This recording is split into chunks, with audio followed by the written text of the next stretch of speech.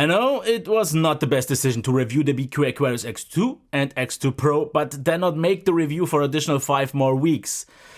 But it wasn't really up to my choice, since I actually wanted to extend the review period in the US for a few more weeks, but unfortunately my T-Mobile SIM did not work, so not everything might be fresh in my mind, but I still think you will actually get more information that you might want to get. But that's up for a different story. The story here is the X2 and X2 Pro. And let's actually get into the differences, which I actually think are too small, because the polycarbonate X2 with 3GB and 4GB of RAM, depending on which version you choose, comes with a Snapdragon 636, starts at around 310. The bigger versions with 4GB cost about 350. And here we have the Pro with the glass back that costs about 400 with 4GB of RAM, 64GB of storage, and there is a 128GB version with 6GB of storage. Now, why do I think they are too close together? Well, because if you take the 4GB version of the X2, which is the one that I would recommend since 3GB these days is just not enough, and then you are already just 50 euros away from the Snapdragon 660 version here with the glass back, and I just feel that's too close. What I would maybe have recommended is stick with the 636 on the low end version and go maybe for something even higher on the Pro, something like on 835 or 845. Maybe bump up the camera to make the difference between bigger, because the camera is actually even the same. And then just make this a full-featured flagship, because just if you take a look at the qualities of the display, the sound and everything else, they could have pulled it off. They could have made a proper budget flagship, but they decided not to do it. Now, when it comes to the choice of which back material you should go for, I would actually say that I would prefer the polycarbonate back, because the polycarbonate back has the following advantages. It does not attract fingerprints. It wouldn't shatter if it falls. It shouldn't. And it's just more grippy all the time. Yes, many people would say, but glass is more attractive, it's more luxurious. Yes, but it will break, it attracts fingerprints, and it's just not as grippy.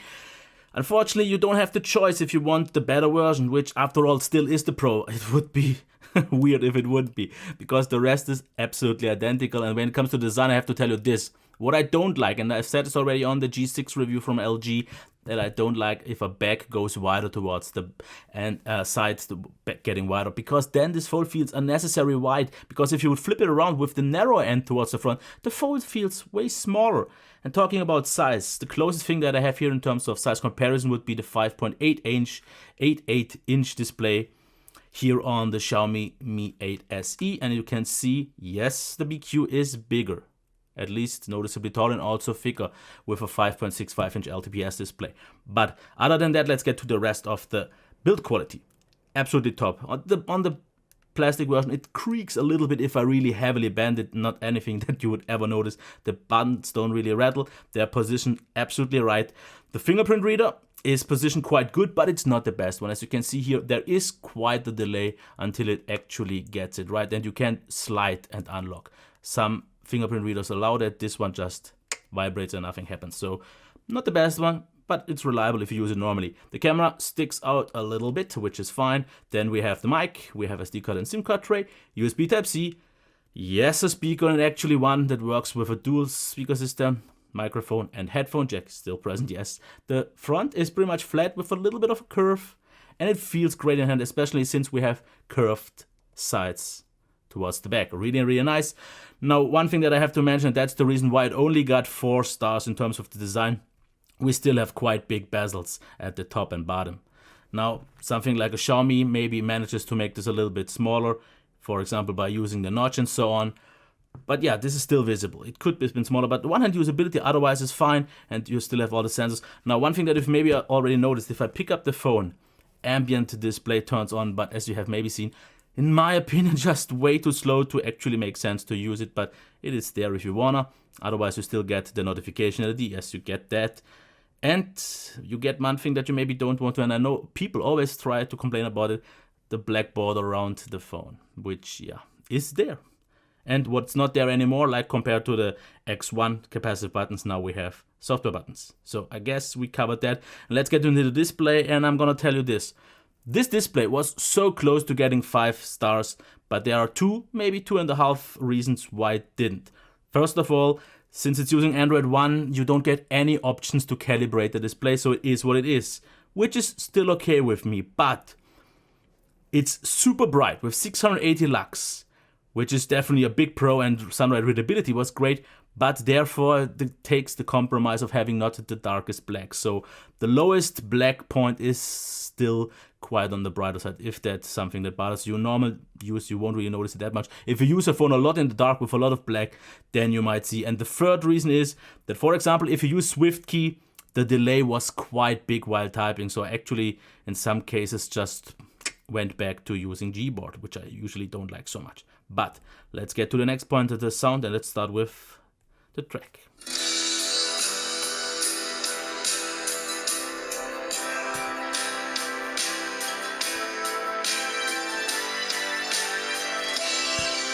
Okay, dual speaker system. And I was actually debating a long time if I should give this 4.5 stars or 4 stars. The main reason is that 4.5 stars would have been deserved because it's a very loud speaker with a dual speaker system, which just is a different level compared to 4 stars. But the sound could have been a little bit richer, a little bit more high quality, because at some point it slightly distorts and it sometimes sounds slightly thin.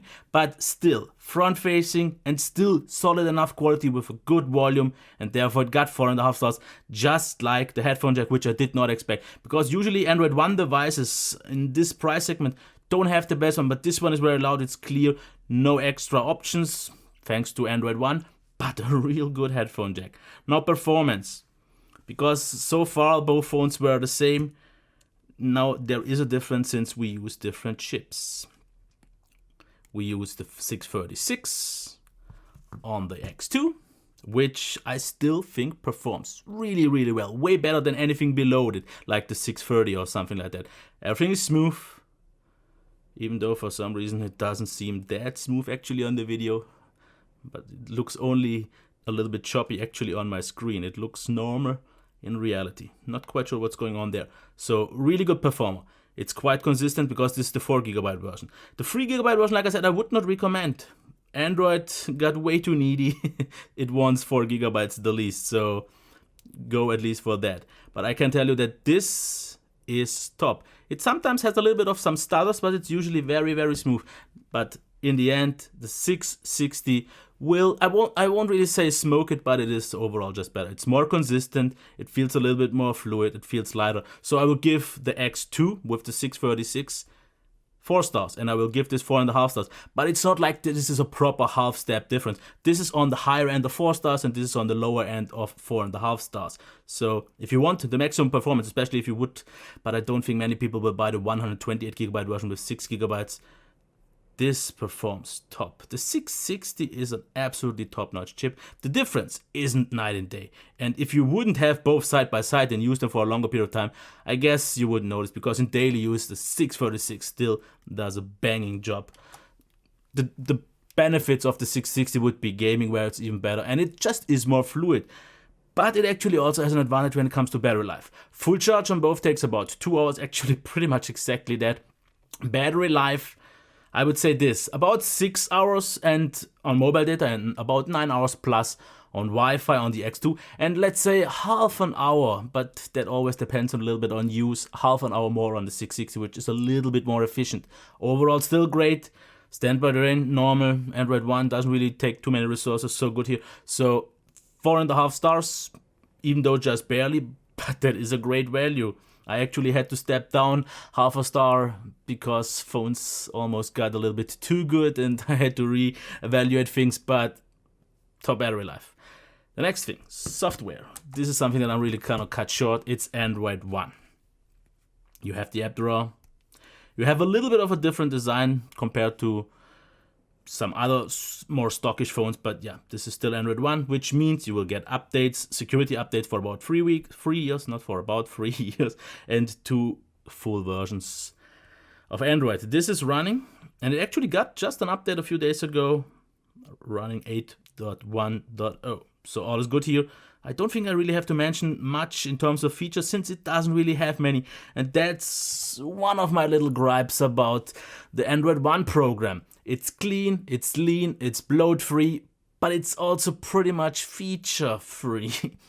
If you are okay with that, it's fine. But I would wish for a few little more customizations, but I guess then we wouldn't get the updates as quick as we do. But that's that.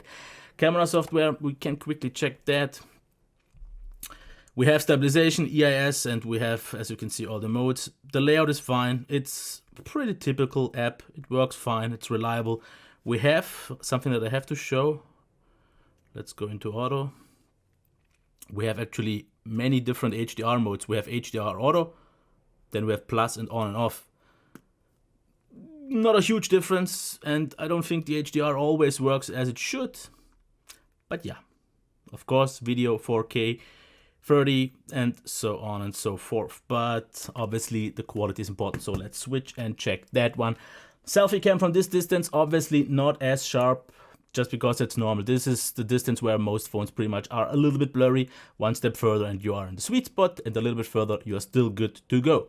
Now the next pic shows a little bit of softness, but generally I like the colors, even though as you can see here now with HDR, I think this is still okay. But in this case, it's a little bit too dark. So sometimes the lighting, yeah. But the good thing is it saves both if you want to, so you can always choose to just get the better one. Otherwise, yeah, still nice. Could be a little bit sharper, maybe a little bit more saturated actually. But yeah, it doesn't have to be. It's definitely still accurate. Now, also a flash option. So this is without and this is with the flash. If that's really better, I'm just gonna leave that as it is. Outside, a really good camera. The autofocus was spot on. Camera nice and sharp. Colors look accurate. Like I said, HDR, as you can see here, doesn't make a ton of a difference, and you will see this later on, but sharpness was fine, quality was fine, shutter times, especially on the 636 version, sometimes a little bit slower with HDR and so on. It was a little bit quicker on the 660, but still nothing to really complain about. And as you can see here, without HDR, and yeah, there are the two other modes. So depending on whichever you use, the differences are a little bit there. Otherwise, I really like the cam. This is an almost flagship cam. Absolutely nice. Also, low light. Not really any grain. Sharpness is still quite intact. Inside, absolutely. Yeah, I am satisfied. I'm not quite sure what's the difference here, which way I shot one. This is normal, but I'm not quite sure what I did here because it looks a little bit odd. But yeah, it does not matter. The video does matter. And let's actually show the video. Now this is 4K with EIS. And I would have easily given this camera 4.5 stars in terms of quality. Especially with EIS, it looks quite nice, stabilized, but not over the top. Everything looks good, but the issue is it doesn't use enough bitrate. Especially where most phones use 40 Mbit, this uses just 30, and you just see while quick movement, a little bit too much grain. If they would have fixed that, just bump up the bitrate, and if you maybe use just a different thing like open camera and bump up the bitrate, this will be fixed. This way as it is, just because of that, it only got 4 stars. There is a non-stabilized version if you turn off stabilization, but I don't really see a point because the picture doesn't really improve, but you lose stabilization, so just stick with EIS, you are fine, because why have shake if you gain nothing from it? Of course, there's also 1080p, 60 and so on. But let's get to the front-facing cam. Now here's what you have to decide on your own. As you can see, it shakes without stabilization and it gets a little bit odd. The quality is otherwise intact if you don't move it too much, but it's a very nervous cam, so a little bit shaky. That's the unfortunate thing. Otherwise the quality is fine, but the shakiness. And if you turn on stabilization, which also works in some way on the front camera, then as you can maybe already see, you get some weird wobble. So maybe it doesn't properly work, but yeah. Other than that, one actual highlight of something that I usually only talk about in the front-facing camera part is the microphone. It's clean, high quality, warm sound, nice. But what the front camera does here, as you can see in low light, it drops a lot of frames, so they fall in. Now if you activate the flash, which also works in video, as you can see here, the frame rate goes up again, but then the video looks a little bit, yeah, not quite as natural anymore. Because if you would just use it like this, then it's fine. So yeah, not quite sure about the frame drop. This was actually recorded with the 636. Maybe it actually wouldn't even happen with the 660 version of the Pro, but I actually forgot to compare that. But that's that. Conclusion time. And I actually want to go into the main thing of why I think these are just too close to choose properly. Because 300 to 400, then I would say go for the $300 version, because you don't get really much more with the, or 300 euros with the €400 version, because the performance is a little bit better, the battery life is a little bit better, but not really worth 100 more. But this would be the 3GB version in that case, which I can't recommend these days on any other phone unless it's a super budget phone. But then we have 4GB at 350 and 4GB and then €50 more for the better chip, for a little better battery life, makes total sense. But then again, we are in a territory at €400 where we can get phones like the Xiaomi Mi 8 or similar phones, or cheaper, something like on Xiaomi Mi 8 SE.